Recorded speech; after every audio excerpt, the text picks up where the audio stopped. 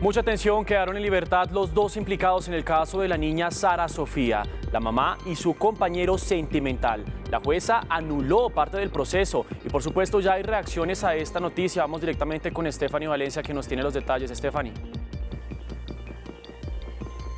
¿Qué tal? Muy buenas noches. Ha dicho la juez que hubo errores por parte de la Fiscalía a la hora de presentar como responsables a Carolina Galván y a Nilson Díaz y que además faltaron datos precisos y pruebas suficientes para poder inculparlos. A esta hora me acompaña Xiomara. Buenas noches, gracias por acompañarnos. Cuéntenos cómo recibe la familia esta decisión y de qué manera afecta que continúe este proceso con los dos implicados en libertad. Hola, ¿cómo están? Buenas noches. No, pues en estos momentos de verdad, con el corazón partido, desgarrado totalmente porque no sabemos nada de Sara Sofía y aún así hoy sus responsables hace 6 meses los denuncié, dijeron que la niña se les había muerto, que la habían arrojado a un caño y hoy la juez dice que no pasó nada y que los deja libres porque ellos son víctimas y se les vulneraron sus derechos, más no los de Sara Sofía. 6 meses desde que Sara Sofía salió de mi casa y no sabemos qué le pasó. Muy duro, de verdad. Pensando el proceso, no sé cómo va a seguir. No, la verdad no sé. No sé, aunque pues nosotros vamos a seguir buscándola con el dolor más grande y cada día pues la brecha se abre más. Pero nada, solos, porque siempre hemos estado solos y no había que ser ciego para uno darse cuenta de que nunca hicieron nada. De que salieron diciendo es que habían 150 hombres recolectando pruebas. Mentiras. Había solo uno y es el que busca a todos los desaparecidos en Bogotá. No tuvo tiempo para recoger las pruebas suficientes para dejarlos allá. No tuvo tiempo.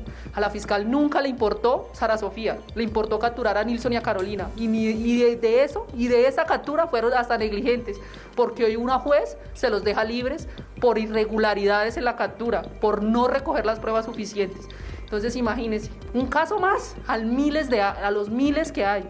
Y eso que es una niña de 2 años, que ni siquiera se sabe defender, que ni siquiera sabe qué le pasó o qué le está pasando en esos momentos. Pues bien, esta es la reacción de la familia y con esta noticia iniciamos RTVC Noticias, emisión central. Estos son los titulares. Se iniciaba a trabajar en las horas de la tarde, igual me ponía a trabajar, me prostituía igual. Comencé a fumar, a echar vicios. Día Mundial de la Lucha contra la Trata de Personas. Tenemos los duros testimonios de las víctimas. 2 mujeres que coinciden en la misma tragedia. Abusadas cuando niñas, sometidas luego a la prostitución por años enteros. Informe especial. La crisis humanitaria en Necoclí no para. Defensoría del Pueblo indaga por posibles casos de trata de personas entre los miles de migrantes que desbordan las calles del municipio. Se complica el retorno de las comunidades en Ituango. La amenaza de los grupos criminales continúa. Padrastro de un niño de 9 años que fue obligado a caminar desnudo por una calle del municipio de Pradera, aquí en el Valle del Cauca, ofreció disculpas. El menor fue separado del núcleo familiar. Los detalles en minutos desde Cali. Revuelo y polémica por trino de Gustavo Petro en el que dice que las vacunas no sirven contra la variante Delta del COVID. Desde epidemiólogos, opinadores y hasta el presidente de la República rechazan y califican de falsa la afirmación. El desempleo en Colombia bajó en junio a 14,4% según el DANE. En medio de la pandemia ya se han recuperado más de 2 millones de empleos. Impresionante hallazgo arqueológico en el sur de Bogotá. Tumbas y restos muiscas en medio de las obras de Transmilenio. Cierra una semana de varias alertas climáticas en el planeta, desde los graves incendios en Estados Unidos hasta las nevadas inesperadas en Brasil. Ponemos esta noticia en contexto. Y en Cultura estuvimos hablando con Gloria Trevi a propósito de su sencillo Todos estamos locos, que hizo a dueto con el cantante Huayna. Nos vemos más adelante.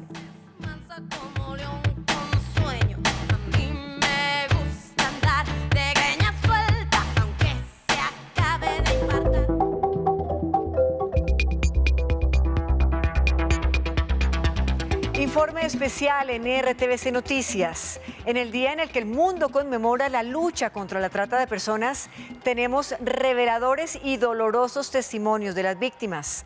Son mujeres que aceptaron contar su dolorosa historia con la esperanza de que casos como los suyos no se repitan. Sofía y Nancy son hoy la voz de cientos de mujeres que sufrieron el flagelo de la explotación sexual en Colombia. Sus historias tienen en común que siendo menores de edad tuvieron que enfrentar el abuso, las agresiones físicas y la trata de personas. Sus relatos son escalofriantes.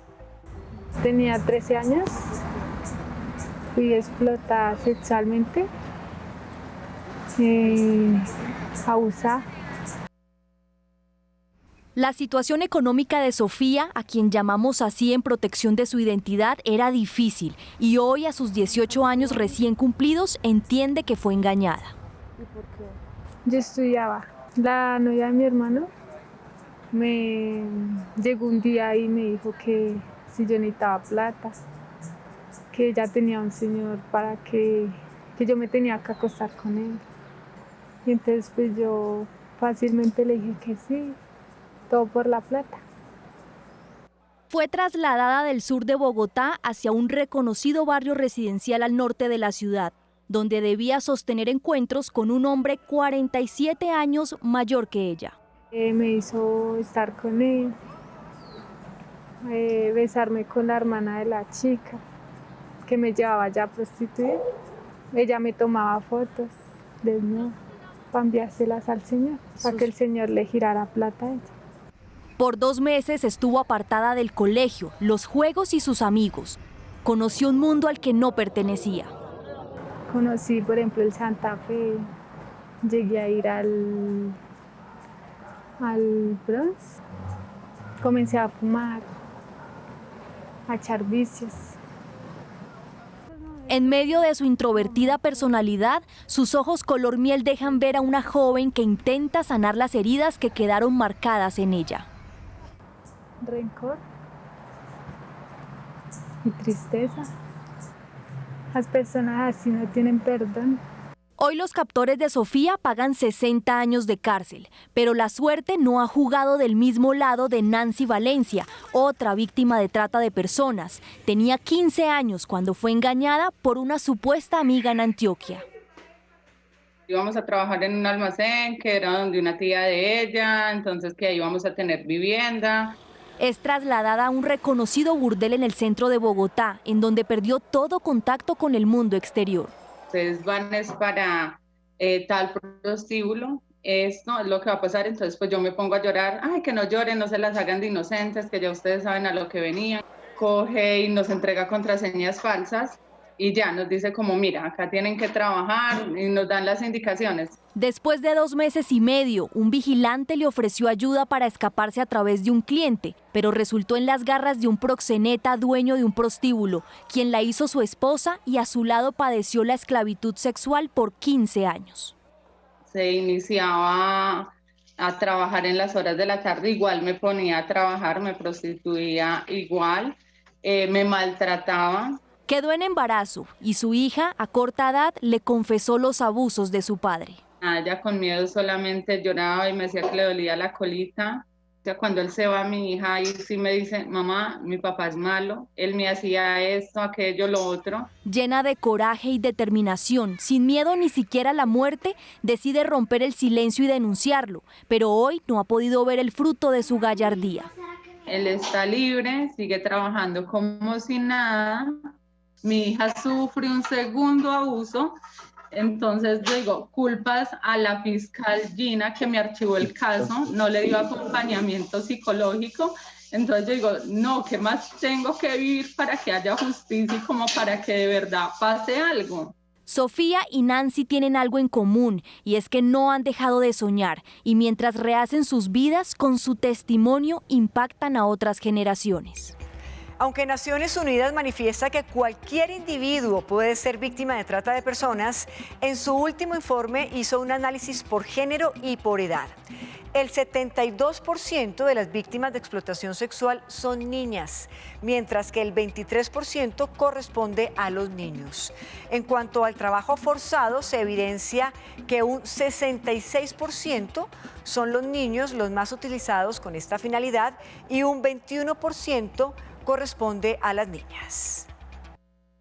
Y a propósito del delito de la trata, es posible que se esté presentando en este momento en Necoclí, Antioquia, en medio de la grave crisis humanitaria por migración. Así lo alertó la Defensoría del Pueblo.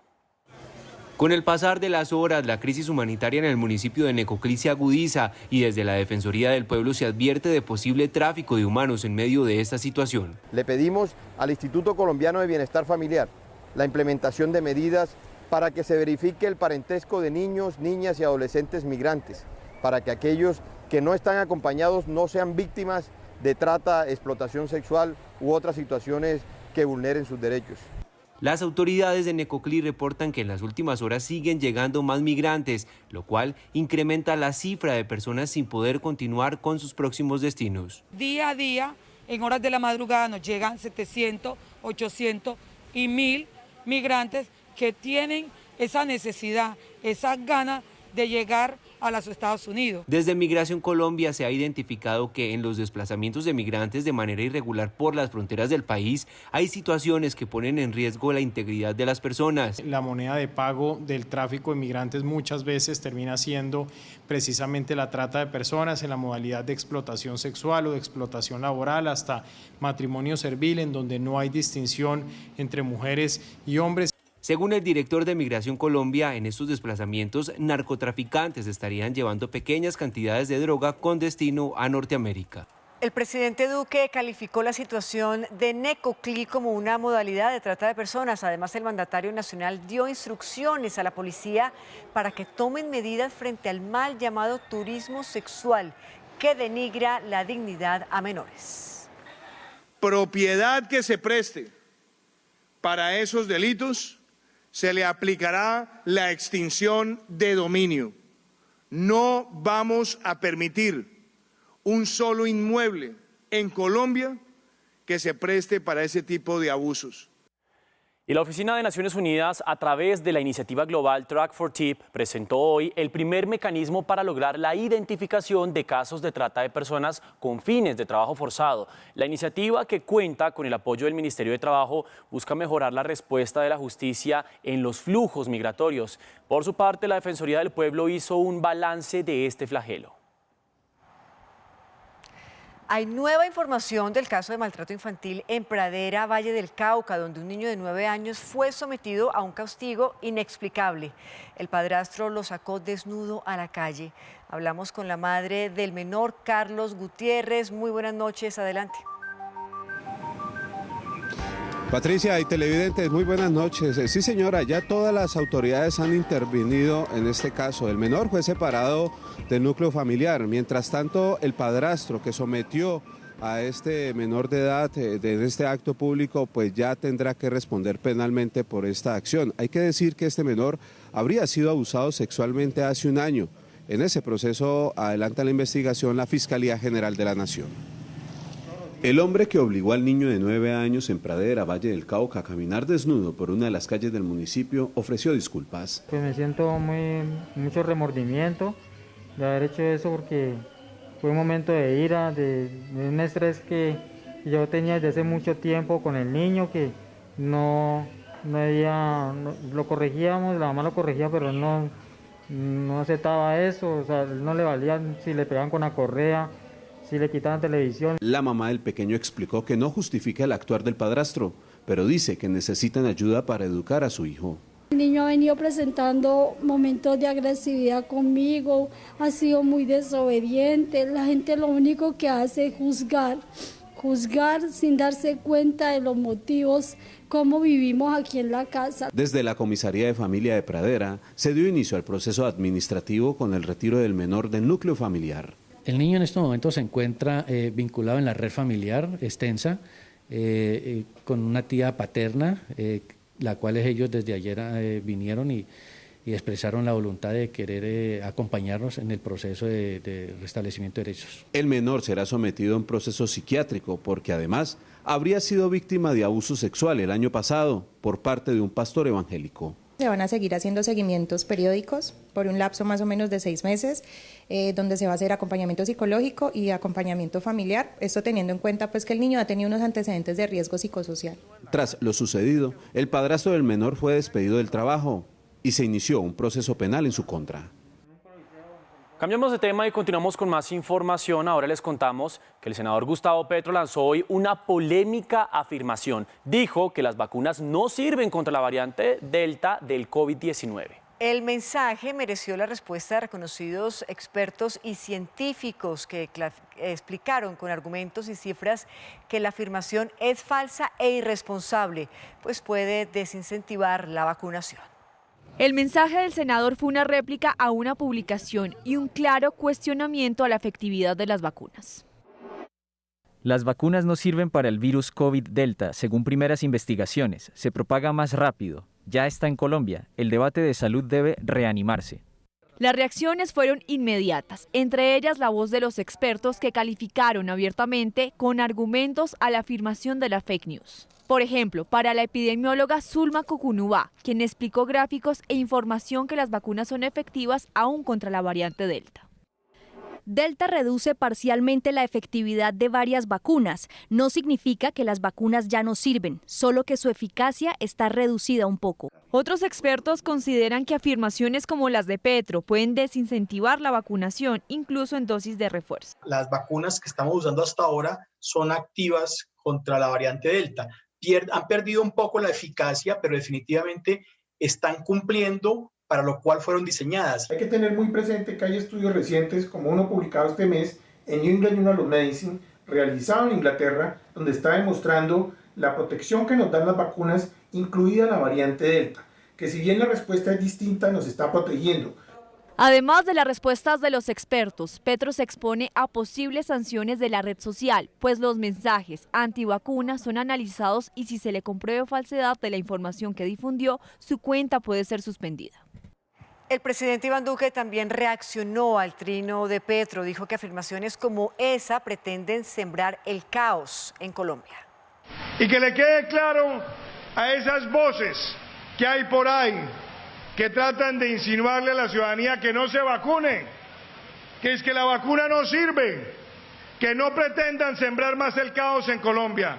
Colombia necesita más vacunación y nos vamos a vacunar todos, porque es el deber de nuestro país. Pero además del presidente, hubo más reacciones a este trino, desde copartidarios del senador Petro que apoyan sus tesis hasta analistas y funcionarios. Vean ustedes. Algunos de los copartidarios de Gustavo Petro apoyaron su trino. Gustavo Bolívar, por ejemplo, aunque Petro dice: las vacunas no sirven para el virus COVID-Delta según primeras investigaciones. Bolívar asegura: Petro no dice que las vacunas no sirven. Dice, basado en declaraciones del científico Fauci, que la variante Delta contagia a vacunados. Pero fueron más los mensajes en contra del trino. Para algunos es irresponsable el mensaje en momentos que avanza en Colombia el Plan Nacional de Vacunación. Irresponsable. La salud pública no es un tema de especulación. El Plan Nacional de Vacunación avanza de manera ágil. Irresponsable, Petro Gustavo. ¿Cómo ayuda este mensaje que los científicos determinen la efectividad o no de las vacunas? Mientras tanto, empujar la vacunación salva vidas. Irresponsabilidad mayúscula la que comete Gustavo Petro al decir esto en pleno proceso de vacunación. Otros consideran preocupante esta afirmación. Si Petro es capaz de trinar semejante mentira tan grave, no quiero saber de lo que será capaz en la presidencia. Absolutamente falso. Decir que las vacunas no sirven para la variante Delta es una imprecisión grotesca. Las reacciones continúan desde todas las orillas del país. Revisamos ahora las cifras de vacunación en Colombia porque el más reciente reporte indica que ya fueron aplicadas 26.515.327 dosis. La dosis día fue de 328.613 y 11.892.153 personas tienen su esquema completo de inmunización. Por medio de las redes sociales, el ministro de Salud, Fernando Ruiz, confirmó que el grupo de vacunación entre 25 a 29 años podrá recibir la vacuna contra el COVID-19 desde hoy con agendamiento. Anunciamos apertura de vacunación para el grupo de 25 a 29 años de edad con agendamiento a partir del viernes 30 de julio. Todos a vacunarnos. En Bogotá, la Secretaría de Salud retiró el requisito de agendamiento para facilitar el proceso de inmunización contra el COVID-19. Por favor, acudan a vacunarse. todas las vacunas son buenas. Todas las vacunas sirven. Para este fin de semana, menores entre 12 a 17 años con comorbilidades y madres gestantes podrán participar de la vacunatón en todo el territorio nacional.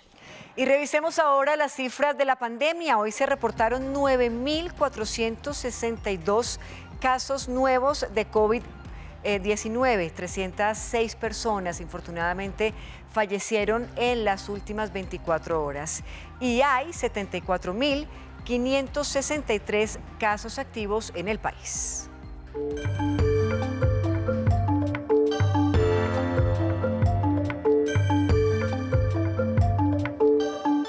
Ituango completa una semana en una crisis múltiple por desplazamientos y lluvias. Aunque ya fue habilitado un paso provisional al municipio, líderes comunales aseguran que aún no hay condiciones para retornar. Wilson Cartagena, periodista de la Radio Nacional, nos envió el siguiente informe al respecto. Aún no se decide el retorno de los campesinos desplazados de Ituango, quienes ante el temor de los grupos armados ilegales siguen albergados en las instituciones y sedes educativas. Hoy adelantaron reuniones con los 28 líderes que representan las comunidades para tomar decisiones sobre su regreso. Todavía es incierto el regreso de los más de 4.000 desplazados en Ituango. Según los líderes comunales, es necesaria la presencia de organismos internacionales para lograr un retorno seguro a sus hogares. Necesitamos es que la Cruz Roja Internacional, las entidades encargadas de esos temas tan delicados, puedan dialogar, buscar los grupos armados, no sabemos por qué estamos aquí. Estas entidades que son neutrales para que ellos aporten y ayuden a tener una comunicación más directa con estos señores grupos armados. El anhelo de un pronto regreso está latente. Todas las veces mejor en la casa, claro. Y los animalitos solos, la casita sola. A pesar del esfuerzo por llevar ayudas humanitarias tanto a los desplazados como a las personas damnificadas por lluvias, el municipio está colapsado. Estamos gastándonos más de 23 millones de pesos diarios en comida para ellos, complementando con esto el tema de la ola invernal, que tenemos más de 700 familias afectadas del casco urbano. Hemos logrado que la UARIT se vincule con 40 toneladas de alimentos para todas estas personas. Ya fue habilitado un corredor humanitario provisional para generar un mayor abastecimiento. Según las autoridades, en 20 días será restablecida completamente la vía que comunica a Ituango con Medellín. Al menos 25 toneladas de ayudas humanitarias han logrado ingresar a Ituango para atender a la población desplazada y damnificada por el invierno. De las 73 que se tienen dispuestas y que también están ingresando por el carreteable, que se habilitó para dar paso a los auxilios que llegan en camiones. Desde Ituango, Radio Nacional de Colombia y RTVC Noticias, conectados 24/7. De otro lado, los habitantes de Nuquí atraviesan horas difíciles a causa de varios enfrentamientos armados que se registran en la zona. Cerca de 1.300 indígenas están confinados. Francisco Palacio, periodista de la Radio Nacional de Colombia, nos envió el siguiente informe. Muy buenas noches. Temor, zozobra y limitación a la movilidad viven comunidades indígenas del municipio de Nuquí. Esto tras los enfrentamientos que en los últimos días han protagonizado miembros del ELN y el Clan del Golfo. Así lo ha dado a conocer Jeffer Gamboa, alcalde municipal. Básicamente lo que estamos viviendo en el municipio de Nuquí es un confinamiento de comunidades indígenas. Sobre el río Chorí tenemos 4 comunidades y sobre el río Pangui tenemos 2 comunidades. Y básicamente por presencia de grupos al margen de la ley. Y eso es lo que tiene atemorizado a los indígenas, porque en ocasiones estos mismos grupos obligan a los indígenas a que vayan a las comunidades, a darles alimentos, les ponen horarios de salida de sus comunidades. Son cerca de 1.300 las personas afectadas en estas 6 comunidades indígenas del municipio de Nuquí, quienes solicitan la presencia de la fuerza pública, pero también ayuda humanitaria. Desde el municipio de Quibdó, en el departamento del Chocó, Francisco Rafael Palacios, Radio Nacional de Colombia y RTVC Noticias, conectados 24/7. El gobierno colombiano le pidió al haitiano que cumpla los tratados internacionales en materia de derechos humanos y brinde garantías a los 18 colombianos detenidos en ese país acusados del magnicidio del presidente Jovenel Moïse. En la misiva, la vicepresidenta manifestó su preocupación porque no les han asignado defensores de oficio ni les han brindado atención médica. La Defensoría del Pueblo, por su parte, se reunió con los presos en Haití. Vamos a construir un informe que enviaremos no solamente a las instituciones nacionales, sino también a la Organización de Estados Americanos, que está siendo vigilante del proceso y de la situación que se está llevando a cabo con los colombianos detenidos en este país. Y continúan los estragos de las lluvias en varias regiones del país. Según el IDEAM, las precipitaciones podrían aumentar hasta un 40%. Recorrido con los periodistas de la Radio Nacional. 2 días cumplen incomunicados más de 15.000 habitantes de San Joaquín en Santander como consecuencia de un derrumbe sobre la vía que los conecta con el municipio de Mogotes. La situación no es distinta en Cimitarra y Landázuri, donde hay más de 13.000 familias campesinas afectadas por la misma razón. Todo esto como consecuencia de las lluvias que se presentan en esta región del país. La noticia en Sincelejo tiene que ver con la emergencia que se registró en varios sectores de la ciudad a raíz de la fuerte lluvia y la tormenta eléctrica que afectó además a 3 municipios que quedaron sin energía, además sin el suministro de agua potable. La noticia que se registra desde Catatumbo es el Comité Adelantado por la Unidad de Gestión del Riesgo y la Alcaldía local. Allí se determinaron los puntos para la demolición de las viviendas que se encuentran en riesgo. Al momento se espera que llegue la maquinaria amarilla que adelantará este procedimiento. Y hoy desde este equipo de RTVC Noticias tenemos que dar un sentido hasta luego. Nuestro director, Carlos Mario Díaz, ha decidido apartarse de este proyecto para enfrentar algunos cuidados que demanda su salud.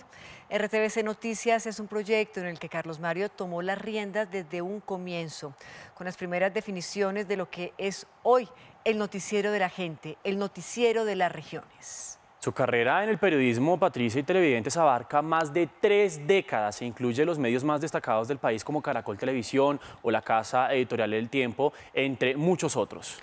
En el sistema de medios públicos, además de la dirección de RTVC Noticias, ha sido asesor de contenidos en otros espacios como Señal de la Mañana. A Carlos Mario, pronta recuperación y gracias, de verdad, muchísimas gracias por todo.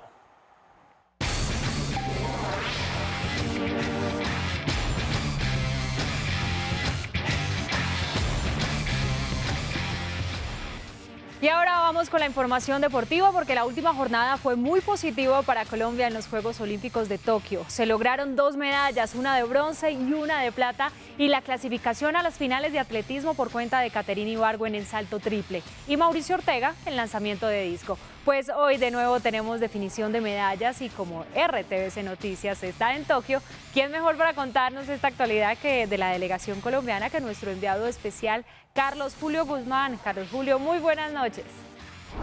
Bienvenidos, señoras y señores. Vanessa, buenas noches. Aquí estamos en Tokio para contarles en RTVC Noticias qué acontece con la selección colombiana en los Juegos Olímpicos de Tokio. Ya, en 15 minutos me voy para el escenario en donde va a competir Yubergen Martínez. Su combate ante el chico de la India, Amir, 51 kilogramos, durísimo rival. Si lo deja en el camino, avanzará a cuartos de final Yubergen Martínez. Melissa González está para competir también en breve. Estadio Olímpico, atletismo, 400 vallas. Si queda entre las 4 mejores en su serie, avanzará a la siguiente ronda. A la 1:30 estaremos mirando cómo sube y baja en el trampolín. Ángel Hernández, gimnasia trampolín, se incorpora en estos Juegos y Colombia está presente. A las 4, en el Foro Internacional, Santiago Rodallegas, último representante de Colombia en halterofilia, con enormes probabilidades de conseguir medallas. Créanlo, no lo digo yo, lo dicen sus marcas y sus antecedentes. Y un poco más tarde, sobre las 7 de la noche, hora local, estaremos acompañando a Mauricio Ortega. Lanzamiento del disco Prueba Final. Tiene Mauricio su marca para ingresar a esta final, 65-21, pero él tiene una marca importante que ha logrado con 70 metros y 29 centímetros. Lo que esperamos es que Mauricio cumpla una muy buena tarea en este ejercicio. Así de rapidez queríamos contarle eso, señoras y señores, Vanessa, a todos ustedes. Me voy. Muchísimas gracias, Carlos Julio, y les deseamos a nuestros atletas, por supuesto, toda la suerte del mundo. Y nosotros seguimos conectados, no se preocupe. Y una clasificación atípica vivimos ayer con la reina del salto triple, Caterina Ibargüen. A diferencia de cómo nos tiene acostumbrados, pues logró su paso a la final hasta el último salto de la jornada. Nos puso a sufrir un poco. Pero bueno, nosotros seguimos celebrando esa medalla de plata de Mariana Pajón en BMX y no es para menos, porque es la mejor deportista de la historia de Colombia. Un ejemplo, por supuesto, para las nuevas generaciones. Gracias a ustedes por acercarnos a los que en este momento están lejos, gracias por mostrar lo que nosotros hacemos acá a todos los colombianos y yo qué les puedo decir, que sí se puede, que si lo quieres realmente y lo luchas y de verdad te esfuerzas, llegas, como sea, llegas a ese sueño y esa meta que tienes. Con la medalla de plata en Tokio 2020, Mariana se convirtió en la deportista colombiana más importante de la historia del país. Es la primera persona que gana 3 medallas en BMX. Es la reina indestronable de la actualidad en este deporte. Sin duda, ejemplo de futuras generaciones. Bueno, a todos los niños, precisamente eso es lo que quiero decirles, que yo la verdad veía de pronto lejos llegar nuevamente a unos Juegos Olímpicos, volver a estar en el podio. Es una cosa de locos, es impresionante y que también lo pueden hacer. Hay que tener cabeza fría siempre, correr muy inteligente y confiar en ti, en que si ya sabes, lo hiciste una vez, sabes el camino y es simplemente escuchar el corazón y esforzarse al 100. Si Tokio se hubiera celebrado en el 2020, Mariana había quedado por fuera. Curiosamente, la pandemia le permitió avanzar con su recuperación tras una lesión de ligamento cruzado anterior y de ligamento colateral medial en su rodilla izquierda. No, la verdad no pensaba en volverme a montar a mi bicicleta, estar en este nivel. Sé que no llegué a mi mejor nivel, pero sí con el alma y el corazón puestos en dar lo mejor. Por ahora el sueño sigue intacto. París 2024 está en la mira, con la posibilidad abierta de probar en la ruta. Su sueño era estar de nuevo en unos Olímpicos y allí logró una marca que por ahora solo ella posee: colgarse 3 metales en los Olímpicos.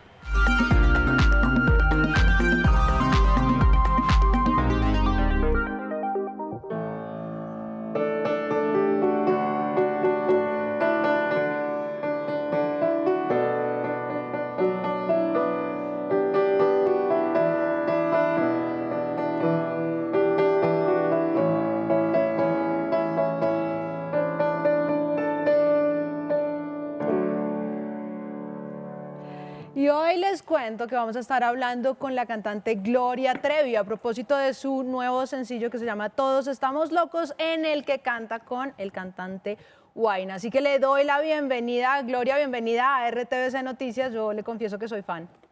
Yo también soy fan de mis fans.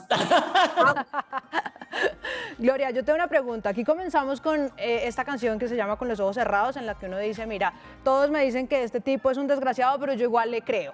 Ahí había una Gloria Trevi. Luego hay una canción muy reciente que se llama Ábranse Perras, que comienza diciendo, ábranse perras, llegó la mera mera. Esa es otra Gloria Trevi. ¿Cómo surge esa canción?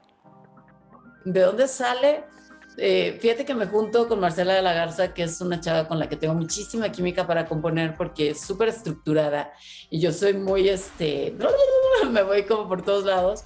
Entonces, trabajar juntas es padrísimo. Yo le dije, ¿sabes qué? Quiero hacer una canción con todos, no todos, pero mucho del slang gay que a las mujeres nos encanta. O sea, que las mujeres nos identificamos como, ábrase de perras, llegó por quien lloraba, la que barre muy bien, pero con la mirada. Entonces, mulata, rubia, mulata, rubia y alta, bruja y hechicera, yo soy lo que yo quiera, ábrase de perras. Llegó el alfa de la fiesta, o sea, son dichos que de repente estaba yo con mi maquillista y con mi peinador y tal, con mis hadas madrinas, les digo yo, y me están arreglando y están diciendo, y todo se me dio, giran en un tacón, y todo así. Entonces me encantan todas esas cosas que me dicen para empoderarme, y entonces dije, voy a hacer una canción con todo ese slang para empoderarnos todos y todas. Y esta canción con Wayna, que se llama Todos Estamos Locos, tiene un video bien interesante en el que usted se baja de un carro peleando con alguien y le dice, bueno, váyase, y se encuentra en un callejón con 3 pandillas. Una de esas pandillas se llama Los Heladeros y de ahí se baja Wayna y ustedes como que comienzan a coquetearse y ahí surge algo, ¿no? El día que usted cante esta canción en vivo, ¿cómo se la imagina? Yo quiero poner a unos a cantar una parte de la canción. Haz de cuenta a los del lado derecho y a los del lado izquierdo y a los del centro. A unos los voy a poner a decir nara, nara, nara. A los otros los voy a poner a decir ya nos volvimos locos, y otros, bésame, aquí en la boca, bésame, 1, 2, 3, y todos, y te prometo que eso se va a oír espectacular, o sea, porque son pedazos de la canción que dentro de todo hacen una armonía increíble. Seguramente sí, va a ser increíble. Yo no me puedo ir sin hacerle una pregunta. Yo soy pianista clásica, pero soy fan de toda su música. ¿Usted cómo le va con la música clásica? ¿Cuál es su relación ahí? O sea, yo hacía ballet. Claro, se me olvidó todo. Dice mi madre. No, pero yo crecí aprendiendo a bailar ballet y escuchando música clásica, y era la única música que yo escuchaba. Entonces, de repente, a la hora de componer, compongo en movimientos. Entonces, cuando hago, por ejemplo, Nos volvimos locos, junto con Leonel García, Marcela de la Garza y tras, nos juntamos y estábamos, bueno, todos en sana distancia, pero como en una bohemiada. Bueno, estábamos tan felices con la guitarra, con el piano y todo. Y entonces empezamos a tirar las frases, pero si tú te fijas, Nos volvimos locos tiene ciertos movimientos, así como si fuera la música clásica. Buenísimo. Gloria, muchísimas gracias por haber estado con nosotros aquí en la sección de Cultura de RTVC Noticias. Love you so much. Muchísimas gracias. Y mira, somos tribu. Mira lo que tengo aquí. Es mi único tatú que me he hecho. Y volvemos a la información nacional. El desempleo en Colombia bajó en junio a 14,4%, según el DANE. En medio de la pandemia ya se han recuperado más de 2 millones de empleos. Sin embargo, 3,5 millones de colombianos aún continúan sin trabajo.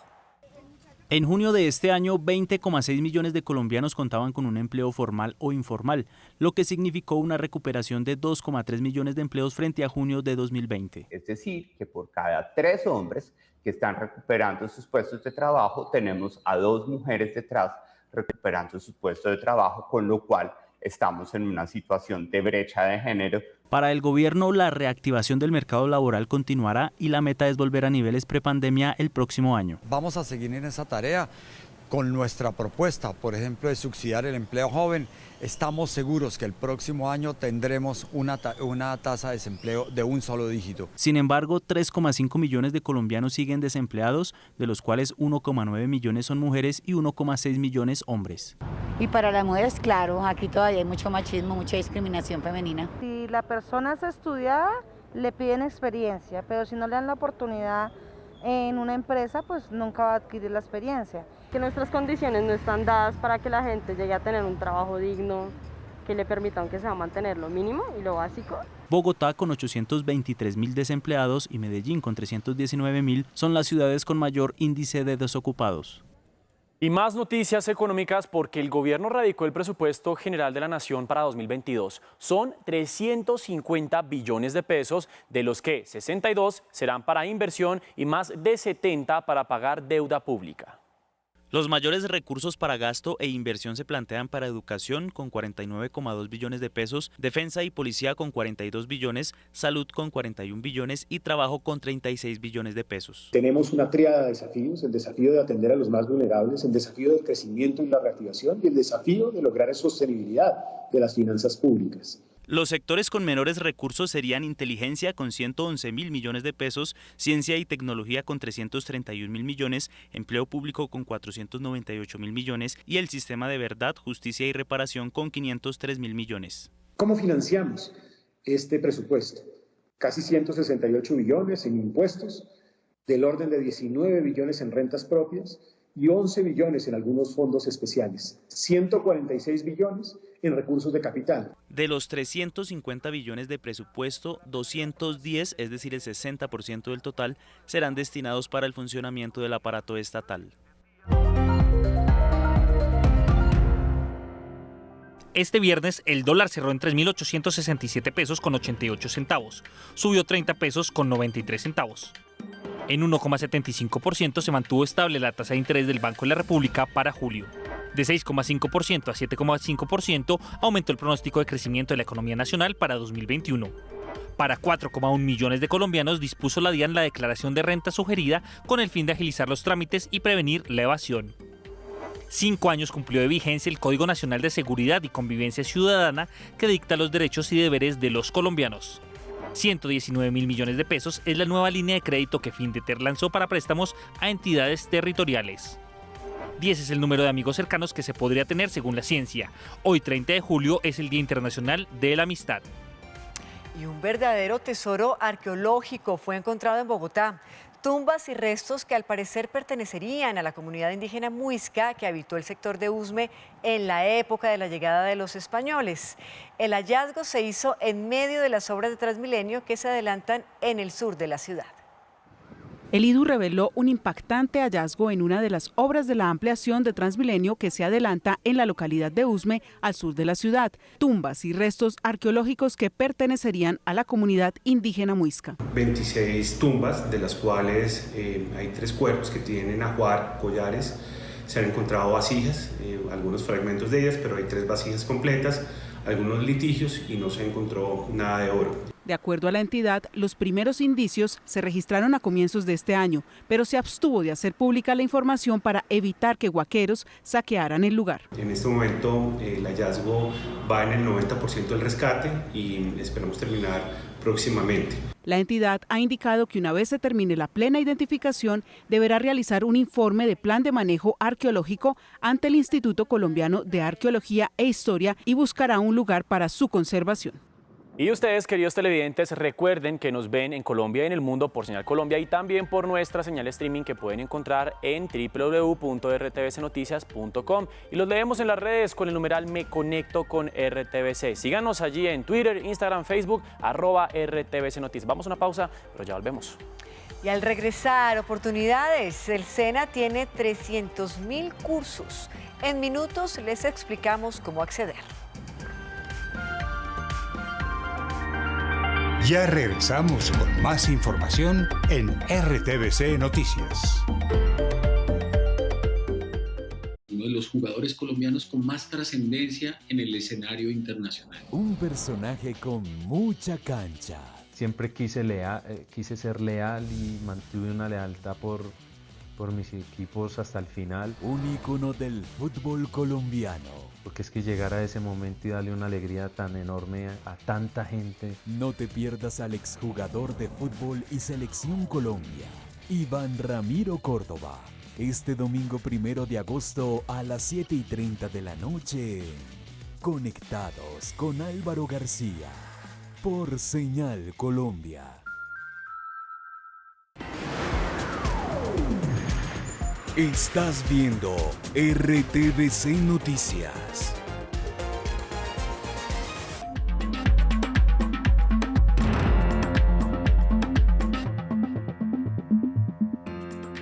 Gracias por seguir con nosotros. Vamos ahora con lo que ocurre en el mundo. Comenzamos en Estados Unidos porque el presidente Joe Biden advirtió hoy que puede imponer más sanciones a Cuba si la dictadura cubana no aplica cambios reales. El mandatario estadounidense estuvo reunido en la Casa Blanca con líderes cubano-estadounidenses para debatir la situación que vive la isla luego de las protestas que estallaron el pasado 11 de julio. Los calores extremos, las fuertes lluvias, inundaciones y nevadas registradas en las últimas semanas en diferentes partes del mundo han puesto sobre la lupa nuevamente el tema del cambio climático. Los expertos insisten en que hay que tomar medidas para combatirlo. Esta es Yakutia, en la región más fría de Rusia, que por tercer año consecutivo vuelve a sufrir la furia de las llamas. Algo que puede sonar paradójico, pero que en los últimos 3 años ha sido una constante durante la época de verano. Y no solo allí, también en la costa oeste de Estados Unidos y en Canadá se han registrado este año al menos 80 incendios forestales que se han llevado a su paso miles de hectáreas quemadas y que a unos 20.000 bomberos les ha costado mucho esfuerzo apaciguar. Por otra parte, en el último mes Alemania ha sufrido las peores inundaciones desde la Segunda Guerra Mundial, arrasando con pequeños y tranquilos pueblos que nunca habían sufrido tales inclemencias del clima. De igual forma, en China al menos 70 personas han muerto a causa de las inundaciones en la región central del país. 20 han perdido la vida en Bangladesh por la misma causa, y miles de personas han quedado varadas o han perdido sus hogares por las intensas lluvias. Los científicos del clima han advertido durante décadas que la crisis climática conduciría a fenómenos meteorológicos más extremos como los que se están presentando en diferentes puntos del planeta, pero ya no es una amenaza futura y lejana. El problema que tenemos hoy es una cuestión de velocidad. Nunca hemos tenido cambios tan rápidos, de tanta amplitud como los cambios que tenemos hoy.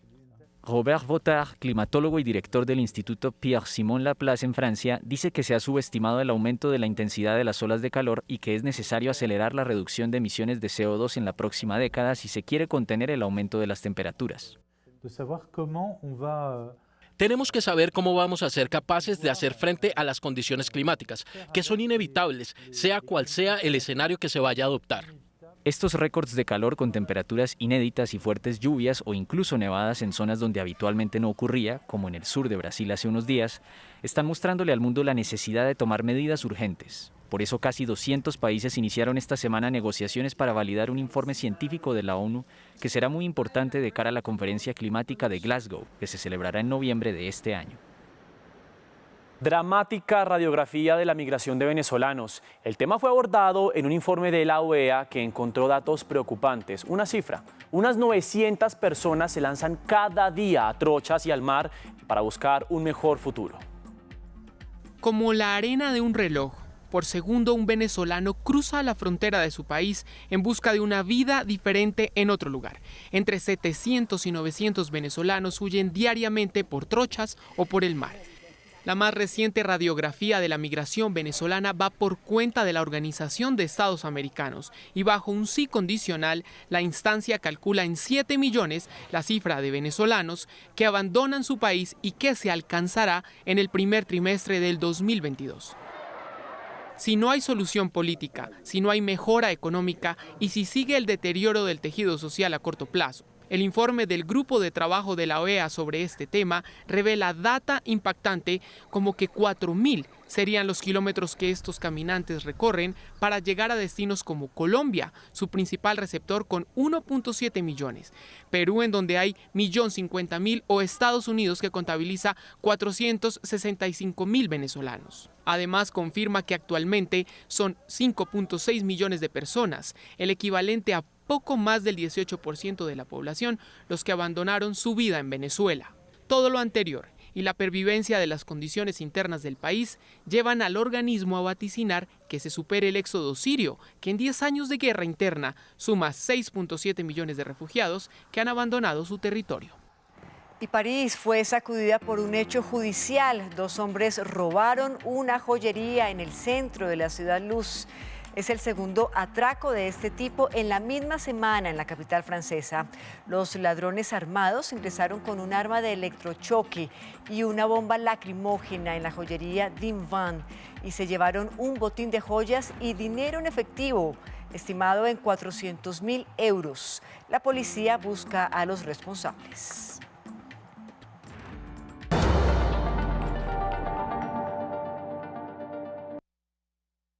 La imagen del día es el Coliseo Romano porque fue punto de encuentro para el G20 Cultura. Las 20 potencias más poderosas del mundo enviaron a Italia a sus delegados para fijar un norte que ubique al patrimonio cultural como clave para recuperar al mundo luego de la crisis global del coronavirus.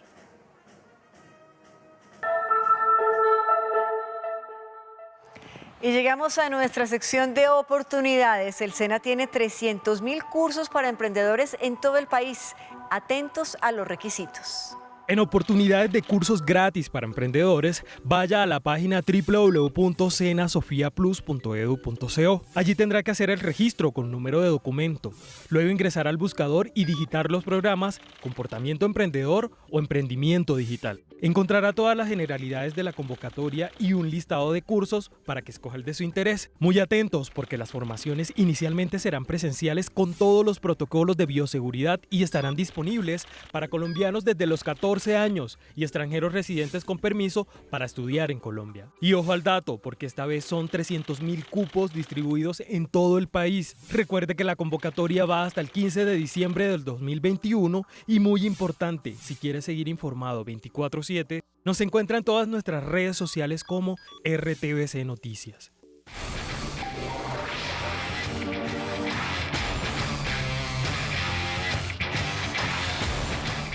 Y sigamos hablando de la deportista más laureada de la historia, Mariana Pajón, quien ha sabido cosechar puros éxitos desde que tiene 12 años. Por eso es la reina del bicicross. Desde pequeña mostró su grandeza deportiva. Ella era puro talento y poderío en la bicicleta y de siempre tuvo una palabra en la boca. Yo soy buena deportista y campeona mundial. Consiguió su primer título mundial en 2008 en el campeonato realizado en la China. De ahí en adelante no paró de lograr victorias.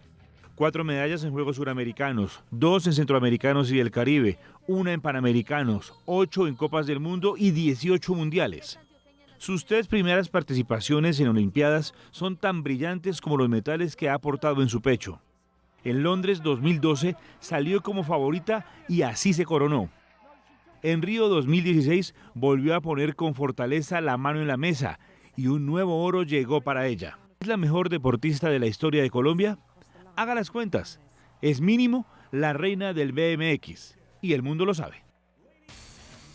Así es, pero Carlos Alberto Ramírez, otro héroe también en estos Juegos Olímpicos, ya había sido medalla de bronce en Río de Janeiro. Ahora en Tokio, con una rodilla lesionada, logró la hazaña y consiguió de nuevo el bronce en unos Juegos Olímpicos. Una gratitud inmensa con la vida y una gratitud inmensa con Dios por dejarme estar acá, por dejarme montar a ese podio otra vez y qué más que poder decir, me volví a montar y soy doble medallista olímpico. Pura mentalmente muchos demonios, como es las palabras de moda en estos momentos. Venía de un mes muy duro de entrenamiento en el cual no pude hacer las cosas de la mejor manera, entonces fue duro mentalmente, físicamente. Una vez terminada la competencia, el doble medallista olímpico confesó que aún con molestias físicas entregó todo para lograr el bronce en Tokio. No me la creo.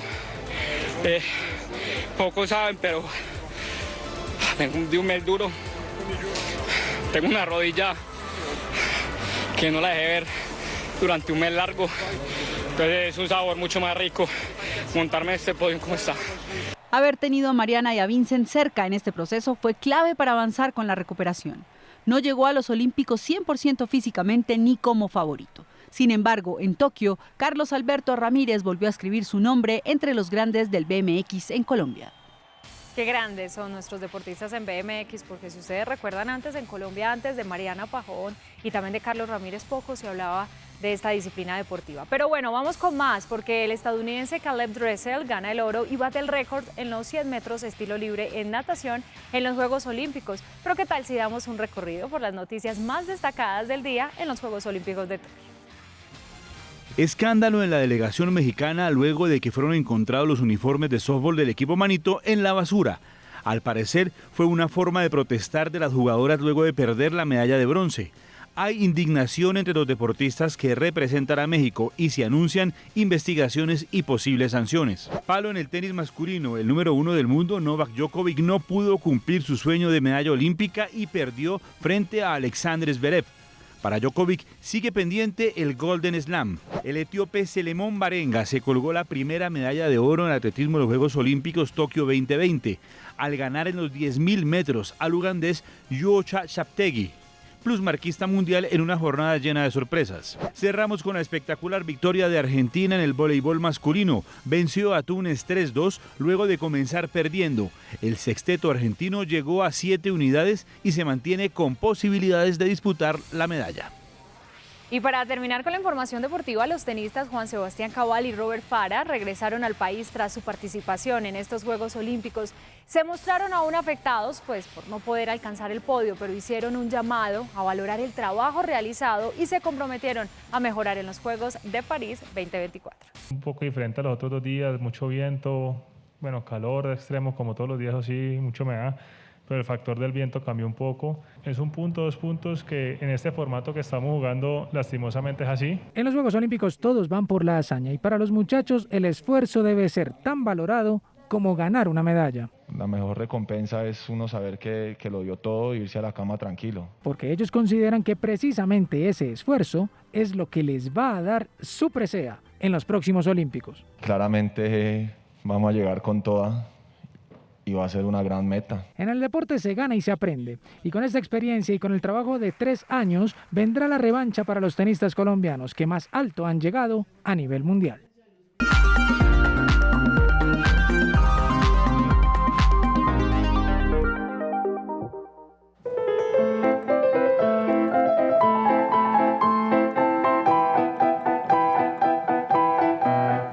Está timbrando un celular, yo le dije que lo apagara, que íbamos a grabar. No, el mío no.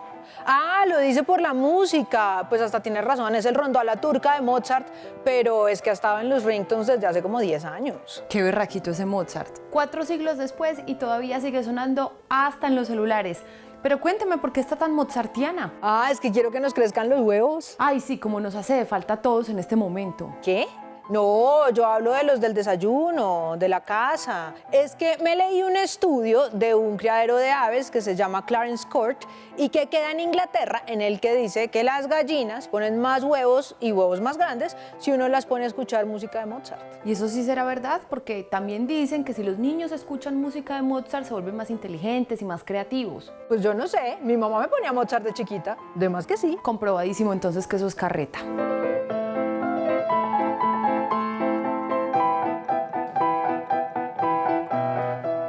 ¿Y a todas estas qué es lo que va a hacer de desayuno que necesita esos huevos tan grandes? Pues en principio una omelette, pero después de voltearlo seguramente huevos revueltos. Ay no, mija, venga, yo la saco de esa tristeza. Para usted hacer una omelette tiene que tener sus huevos previamente batidos, pone una sartén antiadherente a fuego medio, bien engrasadita, pone los huevos y cuando el batido empieza a cuajarse, ahí lo voltea delicadamente con una espátula. Si quiere ponerle rellenito, está bien. Yo a veces le pongo quesito rallado y lo dejo cuajar un poquito antes de servirlo.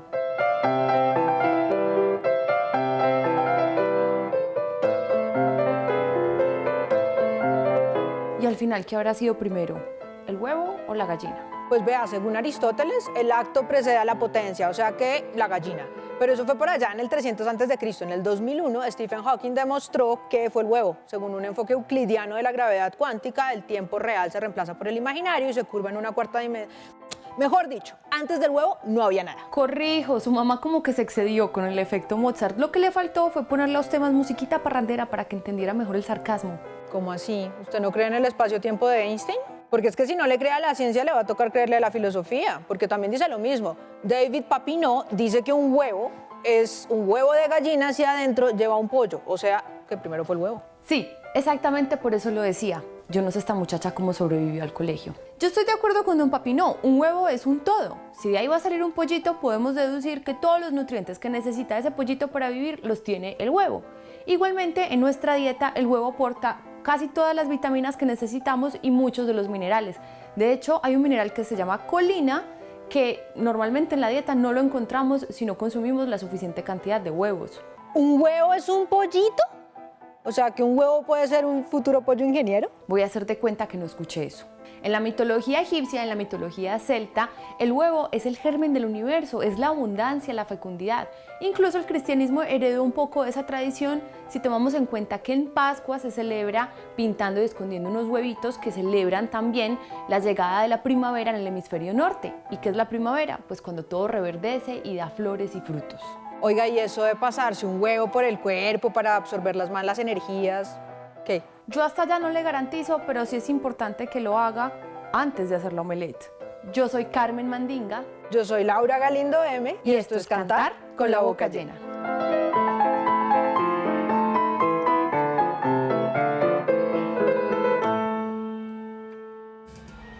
Bien, y de esta manera hemos llegado al final de nuestra emisión central de RTVC Noticias para esta semana, pero la próxima, el lunes, volvemos a nuestro horario habitual a las 8 de la noche. Sí, señor, somos RTVC Noticias, el noticiero de todos. Feliz fin de semana.